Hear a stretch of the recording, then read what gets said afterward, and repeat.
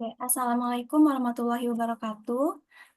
Selamat malam semuanya. Pertama-tama, marilah kita panjatkan puji dan syukur kehadirat Tuhan Yang Maha Esa, karena atas rahmat dan karunia-Nya kita dapat berkumpul di sini dalam keadaan sehat untuk mengikuti presentasi kelompok kami. Perkenalkan, nama saya Alicia Anindya selaku moderator pada sesi ini. Hari ini kelompok kami akan memaparkan presentasi mengenai administrasi kurikulum. Eh, Anggota kami terdiri dari yang pertama saya sendiri, Alicia Anindya, yang kedua ada Syarah Apriliana, yang ketiga ada Rifa Aiko. Untuk materi pertama akan dijelaskan oleh saya sendiri. Yang pertama adalah pengertian kurikulum. Pengertian kurikulum dalam artian sempit merupakan sejumlah mata pelajaran yang harus diikuti atau diambil oleh siswa untuk dapat menamatkan pendidikannya pada lembaga pendidikan tertentu. Sedangkan pengertian kurikulum dalam artian luas merupakan semua pengalaman belajar yang diberikan oleh sekolah kepada siswa selama siswa mengikuti pendidikan pada jenjang pendidikan tertentu. Menurut Undang-Undang Nomor 20 Tahun 2023, pengertian kurikulum merupakan seperangkat rencana dan pengaturan mengenai isi dan bahan pelajaran serta cara yang digunakan sebagai pedoman dalam melaksanakan PBM atau pelajaran berbasis masalah.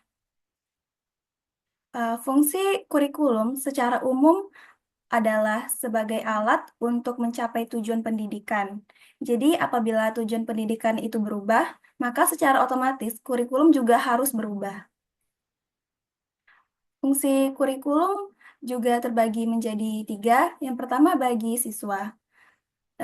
Bagi siswa, fungsi kurikulum adalah sebagai alat untuk mengembangkan segenap potensi-potensi yang dimiliki oleh siswa ke arah yang lebih baik di bawah bimbingan guru di sekolah. Yang kedua adalah bagi guru.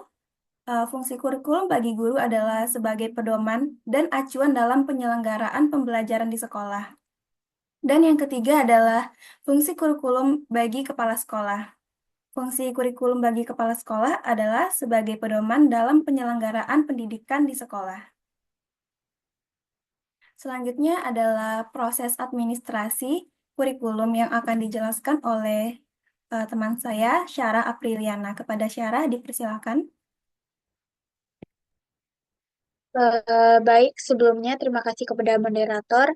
Baiklah, di sini saya akan menjelaskan tentang proses administrasi. Yang pertama yaitu ada perencanaan, di mana perencanaan ini merupakan aktivitas dalam mempersiapkan hal secara sistematis mengenai kegiatan atau aktivitas yang hendak dilakukan dalam mencapai suatu tujuan atau cita-cita tertentu. Pelaksanaan kurikulum ini dilakukan oleh Kemdikbud meliputi yang pertama yaitu penyusunan program dan pengembangan kurikulum. Selanjutnya yaitu landasan program dan pengembangan kurikulum, garis-garis besar program pengajaran, pedoman pelaksanaan kurikulum. Yang kedua yaitu penyusunan teknik pelaksanaan kurikulum seperti pedoman penyusunan kalender pendidikan, pembagian tugas guru, dan lain-lainnya. Next. Eh, di sini perencanaan terbagi menjadi dua, yaitu perencanaan kurikulum di tingkat daerah dan perencanaan kurikulum di tingkat sekolah. Di mana di tingkat daerah ini penyusunan rencana pelaksanaan kurikulum seperti penyusunan kalender pendidikan. Nah, tujuannya di sini agar terdapat pembakuan pelaksanaan kegiatan sekolah. Selanjutnya di tingkat sekolah, yaitu penyusunan kalender pendidikan untuk tingkat sekolah dan membagi tugas mengajar guru sesuai dengan latar belakang keahlian dan pendidikan, wewenang guru, masa kerja, pengalaman, dan lainnya. Tujuannya di sini yaitu menyesuaikan dengan kebutuhan siswa, meningkatkan kualitas pendidikan, memenuhi standar pendidikan, dan mendukung kreativitas guru. Selanjutnya, yaitu prinsip umum dalam pengembangan perumusan kurikulum yang dimana prinsip umumnya yang pertama yaitu relevansi, yaitu sesuai dengan kebutuhan peserta didik di dunia kerja dan perkembangan ilmu pengetahuan. Yang kedua yaitu efektivitas, di mana mampu mencapai mencapai tujuan pendidik secara optimal dengan strategi dan metode yang tepat. Yang ketiga yaitu efisiensi. Menggunakan sumber daya, waktu, tenaga, dan biaya secara maksimal tanpa pemborosan. Yang keempat yaitu kontinuitas, yaitu berkesinambungan antara jenjang pendidikan. Yang kelima yaitu fleksibilitas, dapat menyesuaikan dengan perubahan dan kebutuhan. Selanjutnya yaitu pelaksanaan, di mana pelaksanaan kurikulum ini yang telah dirancang sebenarnya dan dilaksanakan di lembaga atau sekolah masing-masing. Kurikulum dapat dikatakan berhasil jika siswa menguasai materi yang telah disusun dalam kurikulum. Pelaksanaan kurikulum ini direalisasikan dalam proses belajar mengajar dan sesuai dengan tuntunan dari kurikulum yang diharapkan. Nah, pelaksanaan yang ada di sini yaitu pertama penyusunan program pengajaran semester. Yang kedua, penyusunan persiapan mengajar berdasarkan program yang akan dijadikan guru sebagai pedoman dalam melaksanakan PBM. Yang ketiga yaitu pelaksanaan PBM. Yang keempat, kegiatan kurikuler atau ekstrakurikuler. Baik, mungkin sekian dari saya kembalikan kepada moderator. Oke, terima kasih pada Syarah. Eh, Materi selanjutnya akan disampaikan oleh Ripa Aiko kepada Ripa. Dipersilahkan. Baik, terima kasih moderator. Selanjutnya pengawasan. Pertama, supervisi akademik. Pengawas atau kepala sekolah memantau pelaksanaan kurikulum di kelas. Kedua, evaluasi pembelajaran. Mengukur efektivitas kurikulum melalui ujian, observasi, dan umpan balik dari guru dan siswa. Tiga, monitoring berkelanjutan.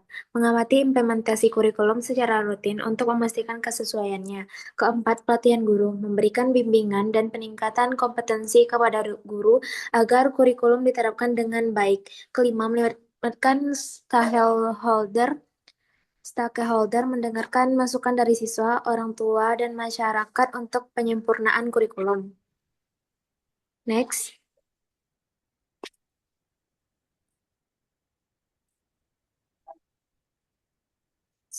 Selanjutnya, evaluasi. Ada evaluasi hasil belajar dan evaluasi program pengajaran. Evaluasi hasil belajar gunanya untuk memberikan umpan balik kepada guru dan siswa untuk tujuan perbaikan, memberikan informasi kepada siswa tentang tingkat keberhasilannya, menentukan nilai hasil belajar siswa untuk memberikan laporan kepada orang tua, kenaikan kelas, dan kelulusan siswa. Evaluasi program pengajaran, gunanya untuk melihat tingkat keberhasilan program dan memastikan faktor-faktor pendukung dan penghambat tersebut. Untuk tingkat keberhasilan diukur dengan membandingkan hasil yang dicapai dengan target yang dirumuskan dengan rencana. Next.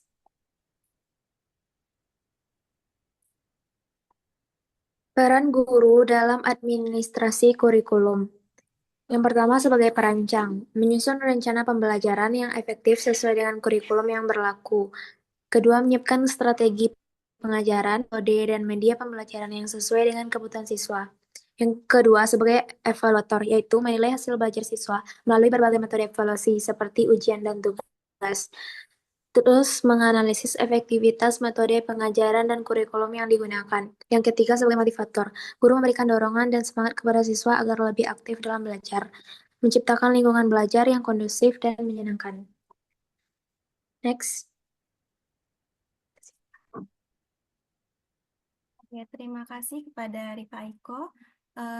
Mungkin cukup sekian yang dapat kami sampaikan. Kita telah sampai pada penghujung sesi presentasi ini.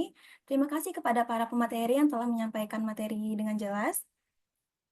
Akhir kata, kami mohon maaf jika ada kekurangan dalam penyampaian maupun dalam jalannya sesi ini. Eh, Kami ucapkan terima kasih. Wassalamualaikum warahmatullahi wabarakatuh.